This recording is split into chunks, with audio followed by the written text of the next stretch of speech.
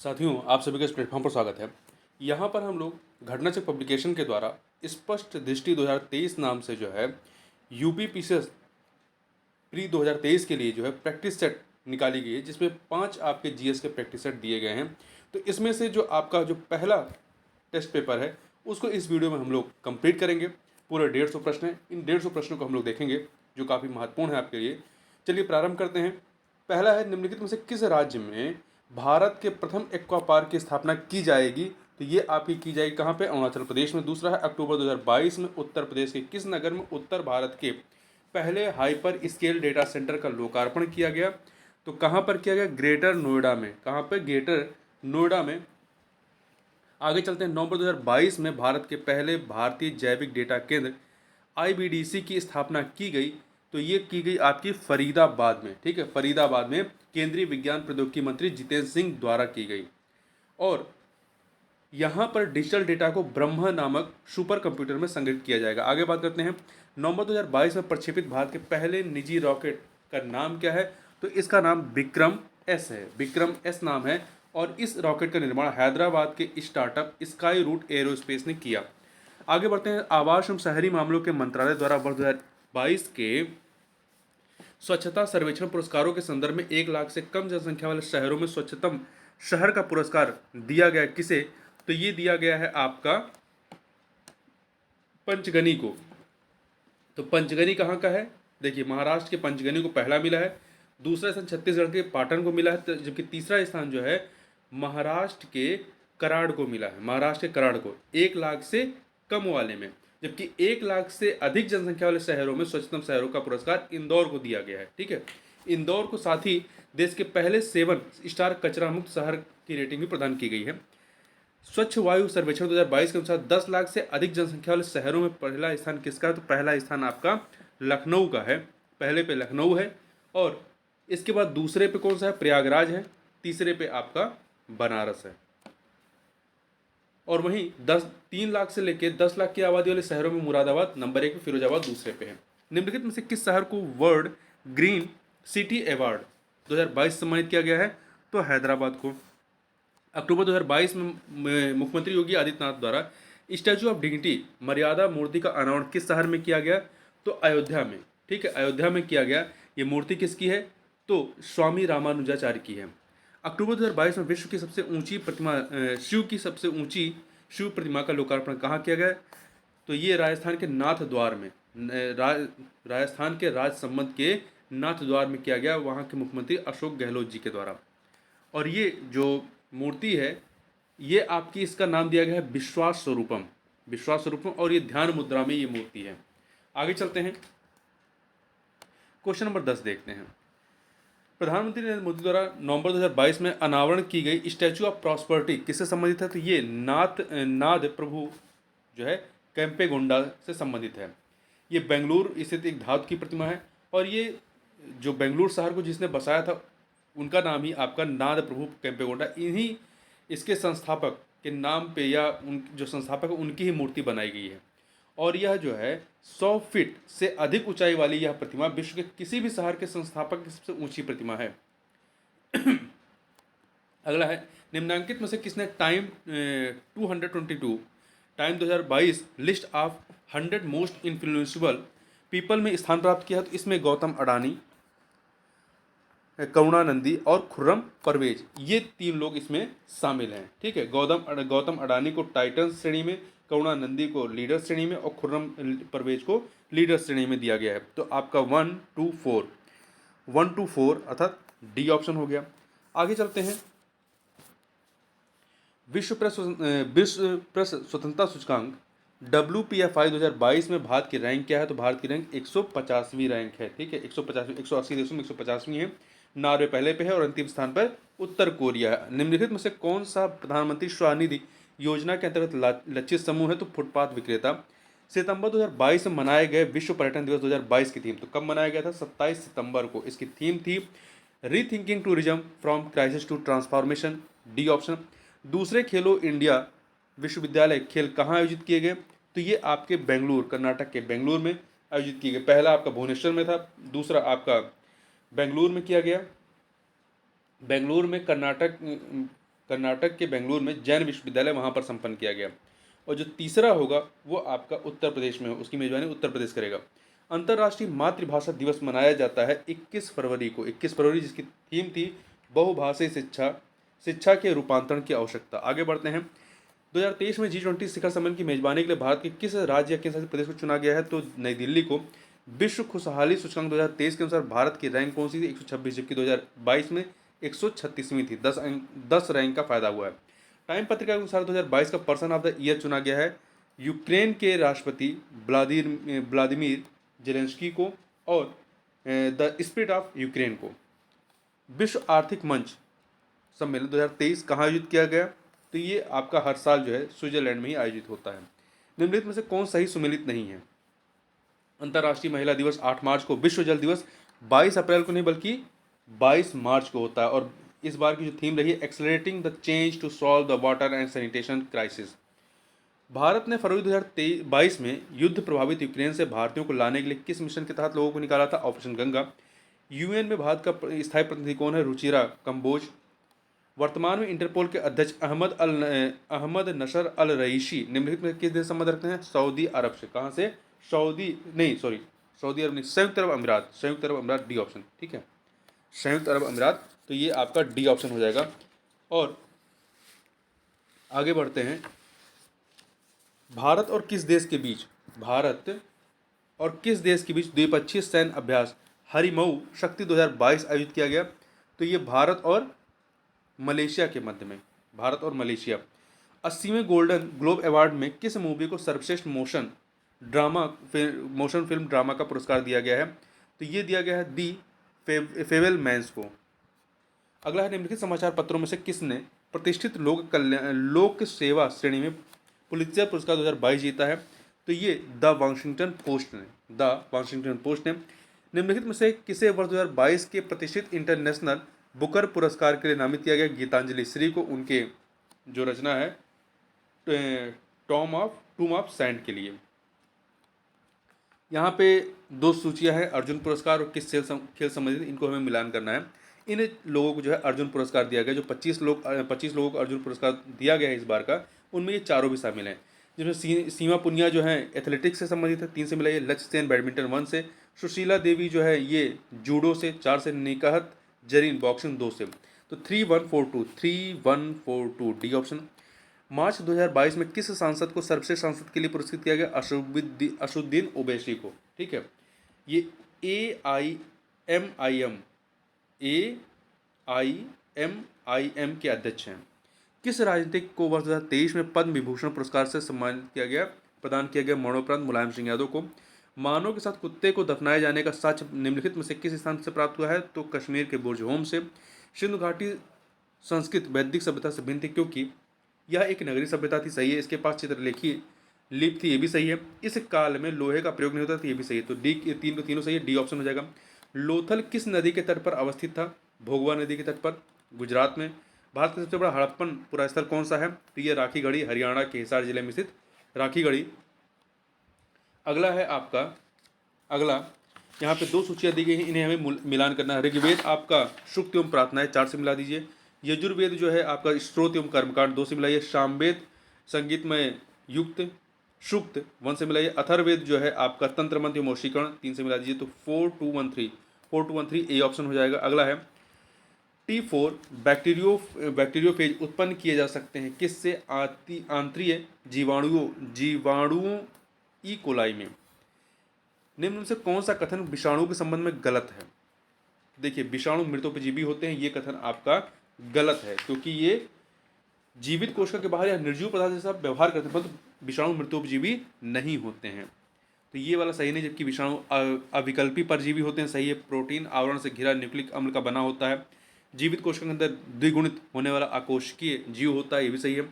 दूध से दही किसके द्वारा बनाया जाता है? दूध से दही जो है आपका उपयुक्त में से कोई नहीं, इन तीनों में से कोई भी नहीं है। देखिए, दूध से दही उत्पन्न करने वाला जो जीवाणु है स्ट्रेप्टोकोकस लैक्टिस तथा लैक्टोबैसिलस श्रेणी के होते हैं। ये जीवाणु दूध में उपस्थित शर्करा को लैक्टिक अम्ल में बदल देते हैं, जिससे दूध से दही प्राप्त होता है। लंबे समय तक कार्य करने में मांसपेशियां थक जाती हैं। मांसपेशियों के थकने के दौरान क्या होता है? लैक्टिक अम्ल बनता है। लैक्टिक अम्ल बनता है। रक्त में ग्लाइकोसिलेटेड ग्लाइकोसिलेटेड हीमोग्लोबिन का मापन निम्नलिखित में से किसके प्रबंधन के लिए लाभदायक है? तो ये मधुमेह के प्रबंधन के लिए लाभदायक है। टेस्ला निम्नलिखित में से किसका मात्रक है? ये चुंबकीय क्षेत्र का मात्रक है। किसका है? चुंबकीय क्षेत्र का। MRI अर्थात मैग्नेटिक रेजोनेंस इमेजिंग परिघटना निम्नलिखित में से किस पर आधारित है? तो ये आपका नाभिकीय चुंबकीय अनुनाद पर। आगे दो सूचियां हैं, वैज्ञानिक और उनके कार्यक्षेत्र, इन्हें हमें सुमेलित करना है। तो देखिए, केसी मेहता पादप रोग विज्ञान 1 से, बीरबल साहनी जीवाश्म और वनस्पति विज्ञान 2 से, पी महेश्वरी भ्रूण विज्ञान 3 से, एम एस स्वामीनाथन हरित क्रांति 4 से। तो 1 2 3 4 बी ऑप्शन। आगे बात करते हैं, फिर से दो सूचियां हैं, इन्हें हमें सुमेलित करना है। एम्प्रेक्स ये एक निवश जो जैव युद्ध में प्रयोग किया जाता है, ये होता है 1 से। थैलेसेमिया जन्मजात रक्त रोग 2 से मिलाइए। सेरोगेसी गर्भ की किराएदारी 3 से मिलाइए। ट्रांसजेनिक्स जीनोम में परिवर्तन करने वाला विज्ञान 4 से मिला दीजिए। तो 1 2 3 4 1 2 3 4 सी ऑप्शन। इंटरफेरॉन का प्रयोग किया जाता है किसके नियंत्रण के लिए? तो इसका प्रयोग जो है आपका कैंसर के रोकथाम के लिए किया जाता है। ठीक है, कैंसर के रोकथाम के लिए, ये गुर्दे एवं रक्त कैंसर के उपचार में। आगे बात करते हैं, निम्नलिखित तत्वों में से कौन वायु तथा अंधेरे में रखा जाता है तो स्वतः दीप्त हो उठता है? श्वेत फास्फोरस। इसीलिए इसे जो होता है किसमें रखते हैं? जल में रखते हैं। मूत्रालयों के पास प्राय नाक में चुभने वाली गंध का कारण क्या है? अमोनिया। धान के लिए सामान्यतः प्रयोग होने वाला खरपतवार नाशक क्या है? 2,4-D।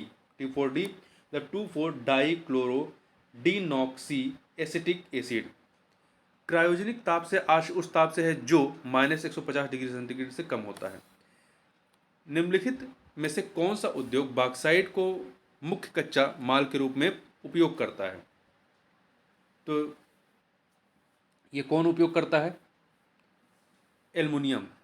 ठीक है। फोटोग्राफी में स्थिरीकरण के रूप में प्रयुक्त होने वाला रसायन कौन सा है? तो सोडियम थायोसल्फेट। सोडियम थायोसल्फेट, जिसे सोडियम हाइपोसल्फाइड भी कहते हैं, इसका प्रयोग निगेटिव तथा प्रिंट को ठीक करने के लिए किया जाता है। इस प्रकार फोटोग्राफी से स्थायीकरण में सोडियम थायोसल्फेट का इस्तेमाल किया जाता है। आगे चलते हैं, दो सूचियां हैं, इन्हें हमें सुमिलित करना है। देखिए, अनुच्छेद 131 ये सर्वोच्च न्यायालय का क्षेत्र अधिकार, तो 2 से मिलाएंगे। 148 भारत का नियंत्रक एवं महालेखा परीक्षक, तो इसको 1 से मिलाएंगे। इसके अतिरिक्त अनुच्छेद 42 ये आपका है कार्य करने के लिए सही और मानवीय स्थितियाँ 4 से। अनुच्छेद 45 बच्चों के लिए मुफ्त अनिवार्य शिक्षा 3 से मिला दीजिए, तो 2143 सी ऑप्शन। आगे बढ़ते हैं, भारतीय संविधान की तृतीय अनुसूची में निम्नलिखित में से क्या उपबंधित है? तो इसमें देखिए शपथ है, परंतु इसमें भारत के राष्ट्रपति के लिए पद की शपथ का प्रारूप नहीं है, क्योंकि भारत के राष्ट्रपति के पद की जो शपथ है वो आर्टिकल 60 में है, जबकि उपराष्ट्रपति के लिए आर्टिकल 69 है। इसमें जो अनुसूची 3 में, इसमें संघ के मंत्री पद के लिए शपथ का प्रारूप है और संसद के सदस्यों द्वारा ली जाने वाली शपथ का प्रारूप है। तो 3 और 4 सी ऑप्शन। निम्नलिखित कथनों पर विचार कीजिए। 3 कथन है, नौवीं अनुसूची का संबंध भूमि सुधार अधिनियम से है, सही है। 8वीं अनुसूची का संबंध भाषाओं से है, सही है। 5वीं अनुसूची का संबंध असम, मेघालय, त्रिपुरा, मिजोरम राज्यों के जनजातीय क्षेत्रों से। असम, मेघालय, त्रिपुरा, मिजोरम राज्यों के जनजातीय क्षेत्रों से।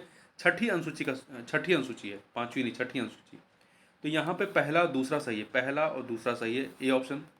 भारतीय संविधान के उन प्रावधानों पर विचार कीजिए जो शिक्षा पर प्रभाव डालते हैं तथा नीचे दिए गए कूट के आधार पर सही उत्तर का चयन कीजिए। तो 5वीं अनुसूची, छठी अनुसूची, 7वीं अनुसूची, राज्य की नीति के निषेध तत्व, ये सभी के सभी इसमें शामिल हैं। ठीक है, जो आपका आर्टिकल 45 है राज्य के नीति के निषेध तत्व के तहत, उसमें इसी तरह का प्रावधान किया गया। तो 1 2 3 4 डी ऑप्शन। आगे बात करते हैं, नीचे दिए गए कथनों पर विचार कीजिए, दिए गए कूट के आधार पर सही उत्तर का चयन करना है। 3 कथन दिए गए हैं। 26 जनवरी 1949 को भारतीय संविधान को अंगीकृत किया गया, नहीं, 26 नवंबर 1949 को किया गया, तो पहला गलत है। दूसरा, 26 जनवरी 1950 को भारतीय संविधान लागू किया गया, सही है। भारत के संविधान के निर्माताओं का मत उद्देशिका में प्रतिबिंबित होता है, सही है। तो 2 और 3 डी ऑप्शन। भारतीय संविधान की प्रस्तावना में 42वें संवैधानिक संशोधन अधिनियम द्वारा कौन से शब्द जोड़े गए? 3 शब्द जोड़े गए थे। इसमें आपका एक समाजवाद, पंथ निरपेक्ष और अखंडता थी। ठीक है, तो तीसरा वाला है नहीं, तो पहला और चौथा डी ऑप्शन। संविधान की उद्देशिका के विषय में निम्नलिखित कथनों पर विचार कीजिए तथा नीचे दिए कूट के आधार पर सही उत्तर का चयन कीजिए। 13 दिसंबर 1946 को प्रस्तुत उद्देश्य प्रस्ताव ही अंतर्गत संविधान की उद्देशिका बना, ये कथन आपका सही है। उद्देशिका की प्रकृति न्याय योग्य है, नहीं, बिल्कुल नहीं, आप इसे कोर्ट में चैलेंज नहीं कर सकते हैं। इसमें संशोधन किया जा सकता है, एक बार हुआ भी है, तो ये सही है। तो पहला और तीसरा सही है, तो ए ऑप्शन हो जाएगा। ठीक है, आगे चलते हैं। अगला है आपका, एक सेकेंड,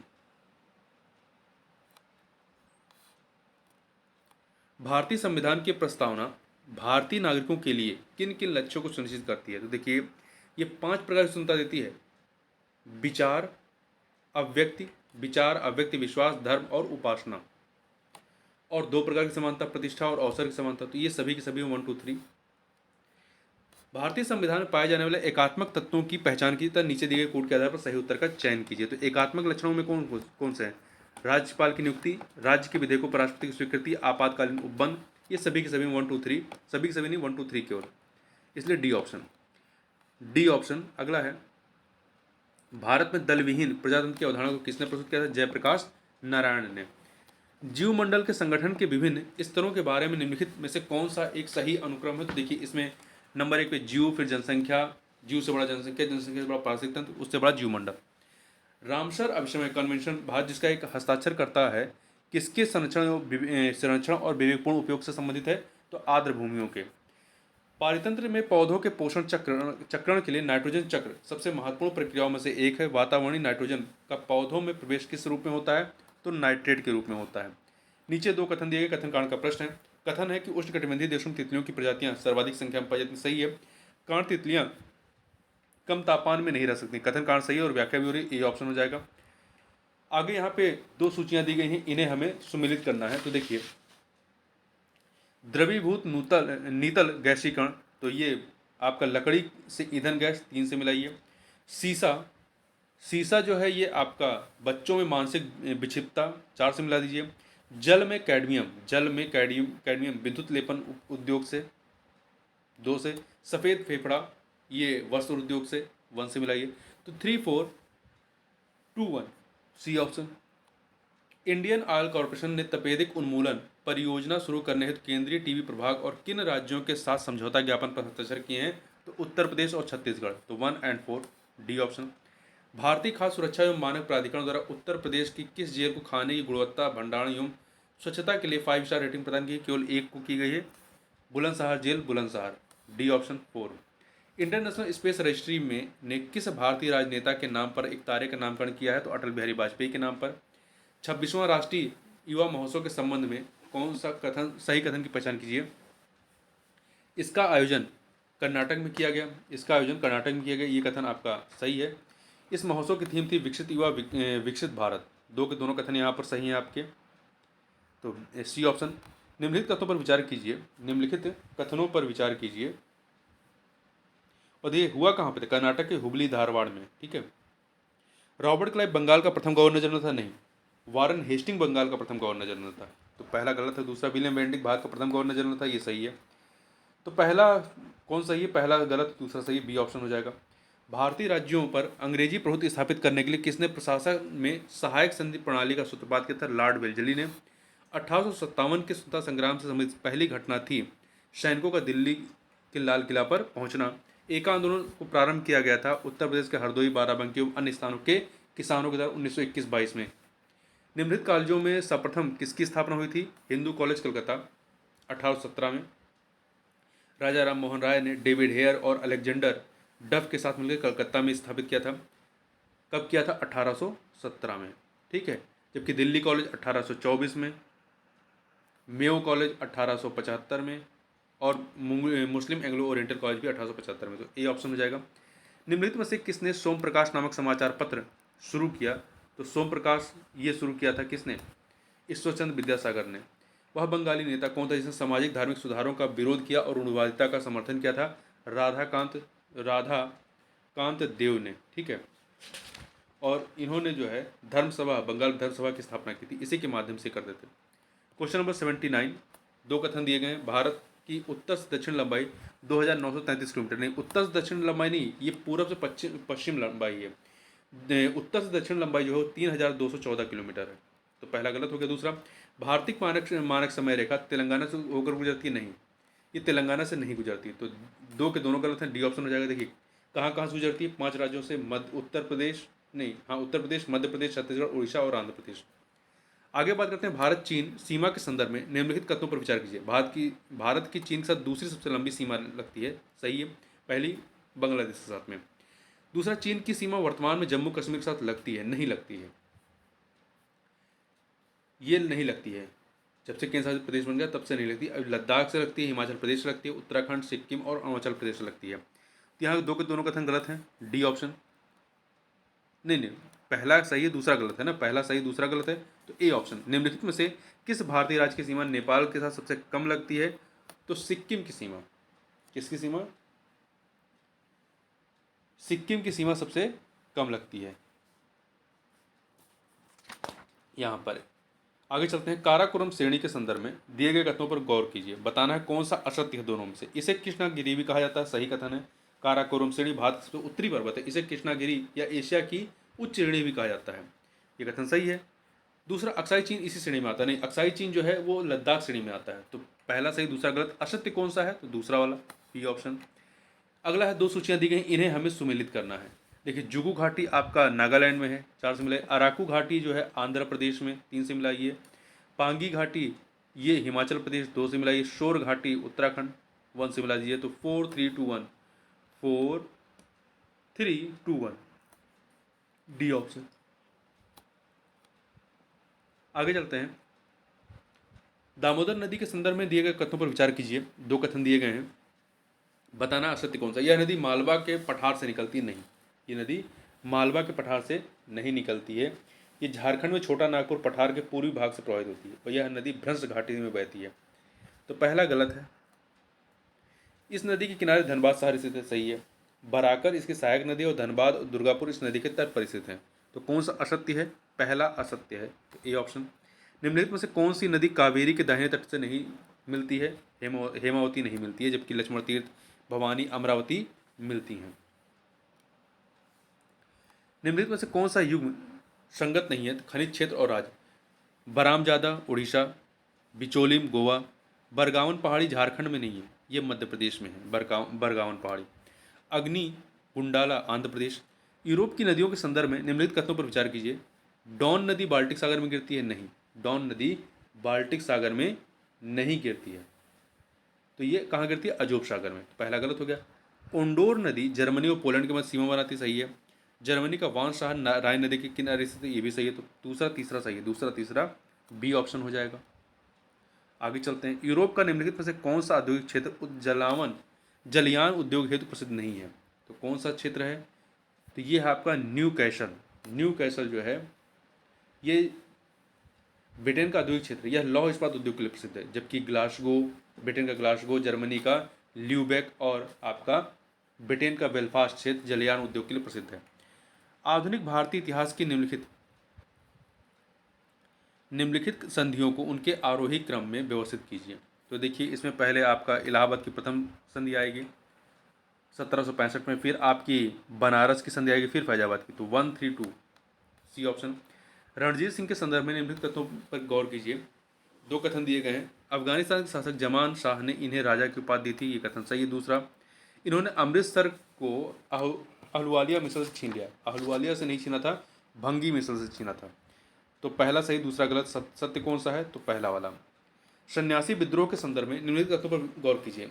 यह विद्रोह वर्ष 1857 के महान विद्रोह के तुरंत बाद हुआ था, सही है। जबकि इससे पहले 1857 के महान विद्रोह से पहले, ठीक पहले संथाल विद्रोह हुआ था। तो पहला सही। दूसरा, इस विद्रोह का दमन लॉर्ड हेस्टिंग द्वारा किया गया था, ये भी सही। दो के दो, लॉर्ड हेस्टिंग नहीं, वॉरेन हेस्टिंग के द्वारा किया गया था, ठीक है। तो ये वॉरेन हेस्टिंग होगा। तो पहला सही है, पहला भी गलत है, दूसरा भी गलत है। तुरंत पूर्व नहीं हुआ, तो तुरंत बाद हुआ था। तो डी ऑप्शन अगला है। दो सूचियां दी गई हैं, इन्हें सुमेलित करना। देखिए मित्र मेला 1899 सही है। इंडिया हाउस 1905 2, भारत नौजवान 1926 3, ढाका अनुशूलन समिति 1902 का नहीं है, ये 1906 का है। ठीक है, तो यहाँ पे इस प्रकार से यदि इसको भी मिला दें तो 1 2 3 4।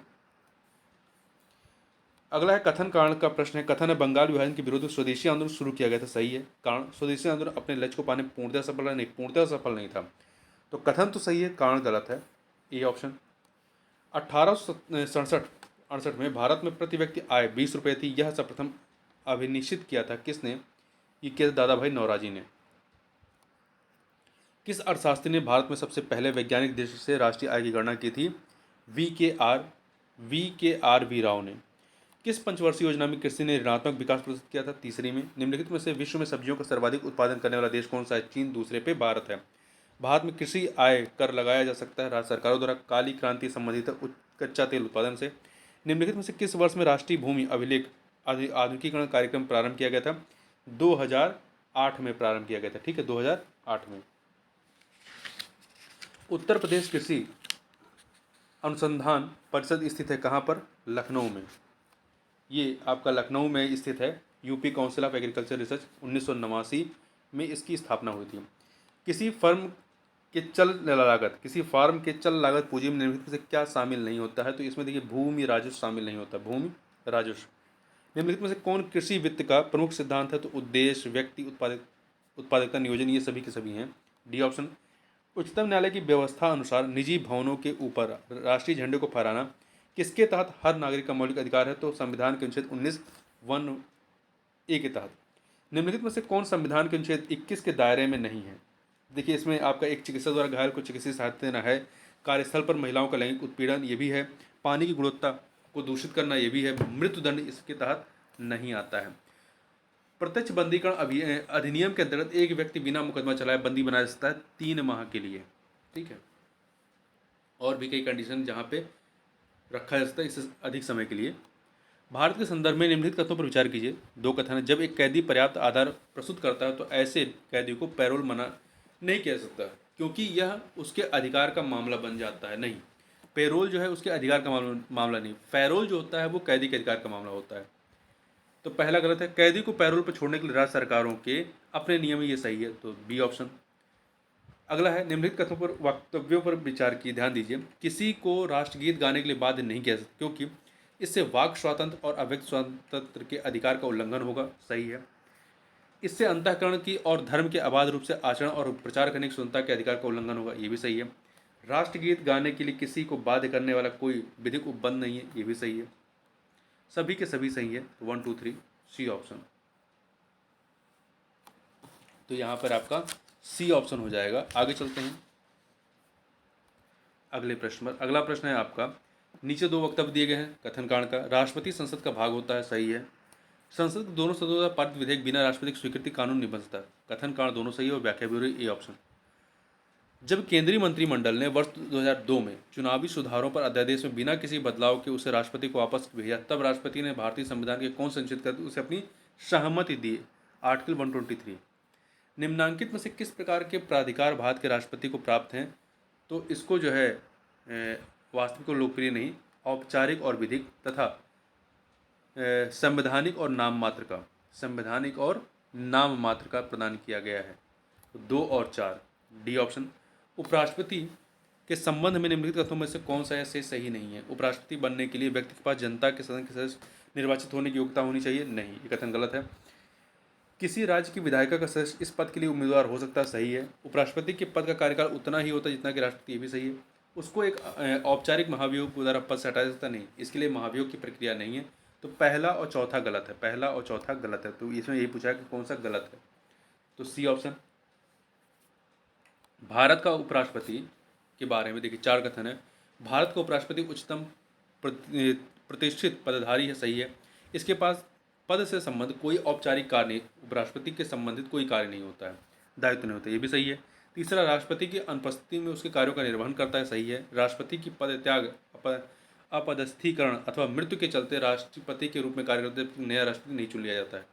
तो 3 के तीनों कथन यहाँ पर, चारों कथन सही हैं, तो सभी चारों डी। प्राच्य पाश्चात्य शिक्षा के विवाद संबंधित निम्नलिखित कथनों पर विचार कीजिए। यहाँ पे 3 चीज़ें हैं। प्राच्य शिक्षा के समर्थकों ने हिंदुओं और मुसलमानों के पुराने साहित्य के पुनरुत्थान को महत्व दिया, ये सही है। दूसरा, प्राच्य विद्या के समर्थकों का नेतृत्व मुनरो एलिफिंस्टन ने किया, ये सही नहीं है। इसका नेतृत्व जो है एच.टी. प्रिंसेप ने किया था। तो पहला सही, दूसरा गलत है। तीसरा, पाश्चात्य या आंग्ल शिक्षा के समर्थकों ने भारतीयों के एक ऐसे समूह का निर्माण करने पर बल दिया जो रंग एवं रक्त से तो भारतीय हैं परंतु विचार एवं बुद्धि से अंग्रेज हो। तो पहला और तीसरा सही है, पहला और तीसरा, सी ऑप्शन। आगे चलते हैं। निम्नलिखित कथनों पर विचार कीजिए। गरीबी के सापेक्षिक प्रतिमान मापन विधि में प्रायः गिनी गुणांक एवं लारेंज वक्र का प्रयोग किया जाता है जिससे विभिन्न आयु वर्ग के बीच असमानता स्पष्ट हो जाती है, ये कथन आपका सही है। दूसरा, भारत में निर्धनता मापन हेतु सापेक्षिक प्रतिमान का प्रयोग, सापेक्षिक नहीं, सापेक्षिक का नहीं, निरपेक्ष प्रतिमान प्रचलित है। निरपेक्ष प्रतिमान का प्रयोग किया जाता है जिसके आधार पर निर्धारित न्यूनतम उपभोग व्यय को निर्धनता रेखा कहा जाता है। तो यहाँ पे पहला सही, दूसरा गलत है, तो केवल ए ऑप्शन, मतलब केवल ए, मतलब बी ऑप्शन सही हो जाएगा। 116 नंबर क्वेश्चन देखते हैं। निम्नलिखित कथनों पर विचार कीजिए। निम्नलिखित कथनों पर यहाँ पे 3 कथन दिए गए हैं। पहला है आपका कि सरकारी बजट के राजस्व खाते का कुल व्यय यदि कुल आय से अधिक हो तो घाटे की मात्रा राजस्व घाटा कहलाती है, ये कथन आपका सही है। दूसरा, भारत में राजस्व घाटा शब्दावली का प्रयोग वित्त वर्ष 1997-98 में प्रारंभ हुआ, सही है। प्रभावी राजस्व घाटा अवधारणा भारत में पहली बार बजटीय संघीय बजट 2004-05 में इस्तेमाल किया गया, नहीं 2011-12 में किया गया था। तो पहला दूसरा सही, तीसरा गलत है, ए ऑप्शन। 2 सूचियाँ दी गई हैं, कोयला क्षेत्र और अवस्थिति। देखिए करणपुरा आपका ऊपरी दामोदर घाटी 1 से, सोहागपुर जो है आपका सोन नदी घाटी 2 से, सोनहट महानदी घाटी 3 से, सिंगरेनी गोदावरी नदी घाटी 4 से। 1 2 3 4, 1 2 3 4, बी ऑप्शन। निम्नलिखित तथ्यों पर विचार कीजिए। लिग्नाइट कोयले का सबसे बड़ा भंडार झारखंड नहीं तमिलनाडु है, और बिटुमिनस कोयले के लिए जो सबसे प्रमुख भंडार है वो आपका झारखंड में है। तो दोनों कथन गलत हैं। कौन सही? कोई नहीं, डी ऑप्शन। भारत में सर्वाधिक ऊंचाई पर स्थित झील कौन सी है? चोलामू झील। कौन सी झील है? चोलामू झील है। और ये चोलामू झील कहाँ पे स्थित है? ये आपका सिक्किम में है, जबकि रूपकुंड झील उत्तराखंड में है, इसे कंकाल झील कहते हैं। चपनाला झील असम में है तथा फुलहर झील उत्तर प्रदेश में है। निम्नलिखित में से सही सुमेलित नहीं है। महाद्वीप और सबसे छोटा देश वहाँ का, एशिया का सबसे छोटा मालदीव है, अफ्रीका का मॉरिशस नहीं है, सेशल्स है, ठीक है। जबकि यदि क्या कहते हैं मुख्य भूमि पे जाएंगे तो गैम्बिया हो जाता है। उत्तरी अमेरिका का ग्रेनाडा नहीं है। उत्तरी अमेरिका का सबसे छोटा देश जो है किट्स एंड नेविस है, जबकि ग्रेनाडा जो है यहाँ का उत्तरी अमेरिका का दूसरा सबसे छोटा देश है। तो आपका दूसरा और तीसरा सही नहीं, यूरोप का वेटिकन सिटी सही है, ये ऑप्शन। निम्नलिखित में से कौन सी नदियाँ बंगाल खाड़ी में नहीं गिरती हैं? देखिए पेरियार, मंडोवी, साबरमती, ये तीनों अरब सागर में गिरती हैं, डी ऑप्शन। निम्नलिखित में से कौन सा या से तत्व मूल संरचना का हिस्सा नहीं है? भारत की संप्रभुता, संविधान की सर्वोच्चता, न्याय तक प्रभावी पहुँच, ये आपका मूल संरचना में आते हैं। केशवानंद भारती केशवाद के बाद से, मतलब केस के तहत जो मूल संरचना की सिद्धांत बताया गया था, परंतु संसद द्वारा बनाए गए कानून इसके तहत नहीं आते हैं, डी ऑप्शन। निम्नलिखित कथनों पर विचार कीजिए। 2 कथन दिए गए हैं, बताना है कौन सा सत्य है। संसद में अल्प सूचना के प्रश्न पूछने से पूर्व सदस्य को निर्धारित रीति के भीतर कम से कम 10 दिन का नोटिस देना होता है, ये कथन आपका सही है। दूसरा, अतारांकित प्रश्नों का उत्तर मौखिक दिया जाता नहीं, अतारांकित प्रश्नों का उत्तर जो है वो लिखित होता है, तारांकित प्रश्नों का उत्तर लिखित होता है। तो केवल पहला सही है, केवल पहला, मतलब सी ऑप्शन, सी। 2 सूचियाँ दी गई हैं, इन्हें हमें सुमेलित करना है। तो देखिए आपका बैतुल उलूम पुस्तकालय, बैतुल उलूम पुस्तकालय आपका जेबू निशा 3 से मिलाइए। खैरुल मनाजिल मस्जिद शाह मदरसा महामनंगा 1 से। शेर मंडल पुस्तकालय हुमायूं 4 से। आगरा का राजकीय पुस्तकालय अकबर 2 से। तो 3 1 4 2, 3 1 4 2, 1 सेकेंड, 3 1 सेकेंड ज़्यादा हो गया, 3 1 4 2, मतलब डी ऑप्शन, ठीक है। अगला है, 2 सूचियाँ दी गई हैं, संगठन और संस्थापक। भारतीय राष्ट्रीय उदार संघ के संस्थापक कौन थे? सुरेंद्रनाथ बनर्जी 2 से मिलाइए। United India patriotic association sir Syed Ahmed Khan 1 से मिलाइए। बम्बई प्रेसिडेंसी एसोसिएशन फिरोज शाह मेहता 4 से मिलाइए। London Indian committee Purushottam Mudaliar, तो ये आप 3 से मिला दीजिए। तो 2143, 2143 डी ऑप्शन। आगे बात करते हैं कार्लाइल सर्कुलर समिति निम्नलिखित कथनों में से सही कथन की पहचान कीजिए तथा नीचे दिए गए कोट्स के आधार पर सही उत्तर बताना है। अभिकथन और कारण का कथन कारण वाला प्रश्न। अभिकथन है कराइलल का लाइल सर्कुलर असहयोग आंदोलन संबंधित है, ये कथन गलत है क्योंकि असहयोग आंदोलन नहीं स्वदेशी आंदोलन संबंधित था। कारण, इस सर्कुलर के जरिए ब्रिटिश सरकार के अधिकारी कार्लाइल ने शैक्षणिक संस्थानों के जरिए छात्रों को आंदोलन भाग लेने से रोकने की कोशिश की थी। तो कथन गलत है, कारण सही है, A option. D option D, all India trade union Congress संबंधित निम्नलिखित कथनों पर विचार कीजिए। इसकी स्थापना 1920 में कलकत्ता में की गई थी, ये कथन आपका सही नहीं है, ठीक है, क्योंकि देखिए ये पहला कथन तो इसकी स्थापना बंबई में हुई थी। All India trade union Congress की स्थापना एन.एम. जोशी द्वारा वर्ष 1920 में बंबई में की गई थी, तो ये गलत हो गया। और इसकी स्थापना एन.एम. जोशी ने की थी, तो दूसरा वाला गलत हो गया। तीसरा, इसके अध्यक्ष लाला लाजपत राय और उपाध्यक्ष जोसेफ बैपिस्टा थे, ये सही है।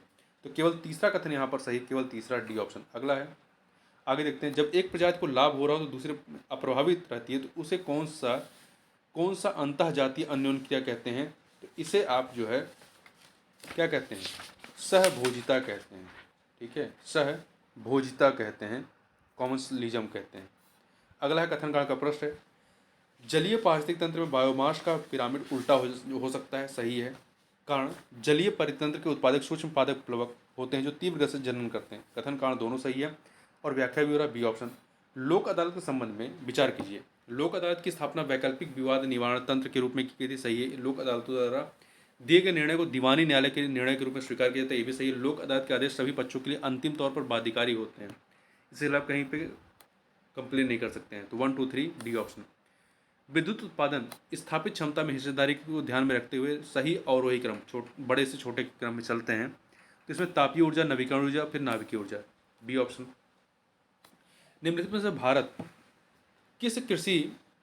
जो है किस कृषि वस्तु के विश्व में उत्पादन की दृष्टि से पहले स्थान पर है? तो दूध के उत्पादन में पहले स्थान पर है, जबकि अंडा उत्पादन में जो है तीसरे पे है, मांस उत्पादन में 8वें पे है और मत्स्य पालन में दूसरे नंबर पे है, ठीक है, मत्स्य पालन में दूसरे नंबर पे है।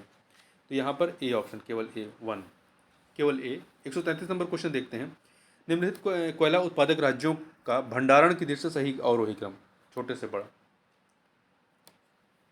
आरोही क्रम, ठीक है, भंडारण की दृष्टि से सही आरोही क्रम। तो यहाँ पे देखिए ये आरोही नहीं बल्कि ये आरोही मतलब क्या हो, छोटे से बड़ा, ये अवरोही क्रम होना चाहिए था। झारखंड सबसे अधिक भंडारण की दृष्टि से झारखंड नंबर 1 पर है, फिर उड़ीसा, छत्तीसगढ़ एवं पश्चिम बंगाल है। तो यहाँ पर आपका बी ऑप्शन हो जाएगा।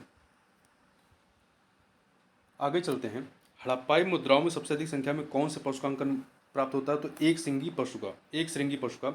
हिंद यवन शासकों के संबंध में निम्नलिखित कथनों पर विचार कीजिए। डेमेट्रियस वंश का सर्वाधिक प्रसिद्ध शासक एंटियालकिड्स था, नहीं, मीनांडर था, तो पहला गलत है।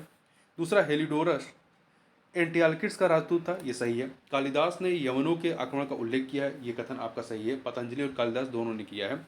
तो दूसरा और तीसरा सही है, दूसरा तीसरा सही है, तो ए ऑप्शन हो जाएगा। आगे चलते हैं, कथन कारण का प्रश्न है, दोपहर के 12 बजे इंद्रधनुष दिखाई नहीं पड़ता है, सही है। कारण, इस समय सूर्य सीधे सिर के ऊपर होता है, कथन कारण दोनों। अतः वर्षा की बूंदों से प्रकाश का अपवर्तन नहीं हो पाता, तो कथन कारण दोनों सही और व्याख्या भी हो रहा है, इसलिए ए ऑप्शन हो जाएगा। आगे निम्नलिखित कथनों पर विचार कीजिए। यहाँ पे 4 कथन है, भारत में सर्वाधिक आर्द्रभूमि क्षेत्रफल वाला राज्य गुजरात है, सही है। सुंदरबन आर्द्रभूमि भारत की सबसे बड़ी आर्द्रभूमि है, सही है। लोकटक झील मोन्टेक्स रिकॉर्ड में शामिल आर्द्रभूमि है, ये सही है, ठीक है। लोकटक झील कहाँ पे है? मणिपुर में है, ठीक है, याद रखिएगा। शोमोरिरी झील और शोकार आर्द्रभूमि कॉम्प्लेक्स जम्मू और कश्मीर में है, नहीं, ये आपका लद्दाख में है। तो पहला, दूसरा, तीसरा सही है, ए ऑप्शन आपका यहाँ पर हो जाएगा। चौथा वाला आपका गलत है। अगला है, निम्नलिखित कथनों पर विचार कीजिए। 3 कथन दिए गए हैं, कर के ऊपर कर लगाना तथा जिसकी गणना कर दायित्व पर की जाती है उसे उपकर कहते हैं, उसे अधिभार कहते हैं, उसे उपकर नहीं कहते हैं, उसे अधिभार सरचार्ज कहते हैं। तो पहला गलत होगा। दूसरा, कर के साथ उसी कर आधार पर किसी विशेष प्रयोजन के लिए लगाया गया कर अधिभार होता है, नहीं, ये उपकर होता है, सेस होता है, तो दूसरा भी गलत हो गया। तीसरा, हाल के वर्षों में भारत में उपकर अधिभार की ही तरह कर दायित्व पर लगाया जा रहा है, तो ये सही है। तो यहाँ पे ए ऑप्शन, केवल 3। संघ राज्य क्षेत्र दिल्ली के संदर्भ में निम्नलिखित तथ्यों पर विचार कीजिए। दिल्ली के मुख्यमंत्री को दिल्ली के उपराज्यपाल द्वारा नियुक्त किया जाता है, नहीं, राष्ट्रपति द्वारा नियुक्त किया जाता है। और मंत्री उपराज्यपाल के प्रसाद पर धारण करते हैं, नहीं, राष्ट्रपति के प्रसाद पद धारण करते हैं। तो दोनों के दोनों गलत हैं। कौन सा सही नहीं है? तो यहाँ पर दोनों सही नहीं है। ठीक है, दोनों सही नहीं है। तो यहाँ पर सी ऑप्शन हो जाएगा। कौन सा ऑप्शन होगा? आपका सी ऑप्शन हो जाएगा यहाँ पर। आगे चलते हैं, एक सेकेंड। मतदान की आयु सीमा में कमी करने या वृद्धि करने के लिए अधिनियम को पारित किया जाना चाहिए। विशेष बहुमत और आधे राज्यों की सहमति के द्वारा किया जाना चाहिए। अगला है, निम्नलिखित में से इंडोनेशिया का सबसे छोटा द्वीप कौन है? तो जावा द्वीप सबसे छोटा है और बोर्नियो सबसे बड़ा है। जावा द्वीप का जनघनत्व जो है सबसे अधिक है। निम्नलिखित झीलों में से कौन सी झील तंजानिया और युगांडा की सीमा बनाती है? तो विक्टोरिया झील तंजानिया और युगांडा की सीमा बनाती है। निम्नलिखित में से इसकी सीमा केन्या से भी लगती है। निम्नलिखित में से कौन सी नदी यमुना की सहायक नदी नहीं है? तो केन, हिंडन, चंबल है, परंतु कर्मनाशा ये गंगा की सहायक नदी है। निम्नलिखित जिलों में से सर्वाधिक वन क्षेत्र प्रतिशत वाला जिला कौन सा है? तो इन चंदौली, पीलीभीत और आपका मिर्जापुर, चित्रकूट में जो है आपका चंदौली है नंबर 1 पे। मतलब इन चारों में चंदौली है। ऐसे तो देखा जाएगा सोनभद्र का सबसे अधिक है उत्तर प्रदेश में। आगे चलते हैं। आगरा घराने के जनक कहे जाने वाले सुजान खान किसके दरबारी गायक थे? तो अकबर के दरबारी गायक थे। ठीक है, इनका मूल नाम क्या था? सुजान दास, जो बाद में इस्लाम धर्म स्वीकार करते हैं, और इनका नाम हो जाता है हाजी सुजान खान।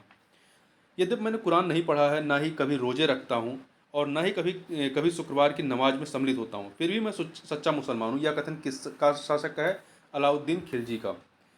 निम्नलिखित नेताओं में से कौन 1925 में गांधी जी के कार्यकाल की समाप्ति के बाद कांग्रेस के अध्यक्ष के रूप में उनका स्थान लिया? तो किसने लिया था? सरोजिनी नायडू ने। 1925 में सरोजिनी नायडू बनती है कानपुर में। भूपर्पटी में सर्वाधिक पाया जाने वाला तत्व कौन सा है? ऑक्सीजन है। ऑक्सीजन सर्वाधिक पाया जाता है। ठीक है, 46.8%। इसके बाद सिलिकॉन आता है, फिर एल्युमिनियम। आगे बढ़ते हैं। निम्नलिखित कथनों पर विचार कीजिए। दुधवा उत्तर प्रदेश का एकमात्र राष्ट्रीय उद्यान है। सही है। दुधवा टाइगर रिजर्व में किशनपुर वन्यजीव विहार एवं कतरनिया घाट वन्यजीव विहार सम्मिलित हैं। ये दो के दोनों कथन सही हैं। तो यहाँ पर सी ऑप्शन हो जाएगा। G7 के सदस्य देश कौन से हैं? तो इसमें अमेरिका, फ्रांस, इटली, ब्रिटेन है। जब G8 था तब उसमें रूस था, परंतु अब नहीं है। तो रूस नहीं है, अमेरिका, फ्रांस, इटली, ब्रिटेन, मतलब 1, 3, 4, 5 डी ऑप्शन। इसमें जो 7 देश हैं नाम याद रखिएगा: America, Canada, Italy, France, Britain, Germany, Japan. ठीक है, तो इस प्रकार से इस वीडियो में बस इतना ही। मिलते हैं नेक्स्ट वीडियो में, तब तक के लिए बहुत बहुत धन्यवाद।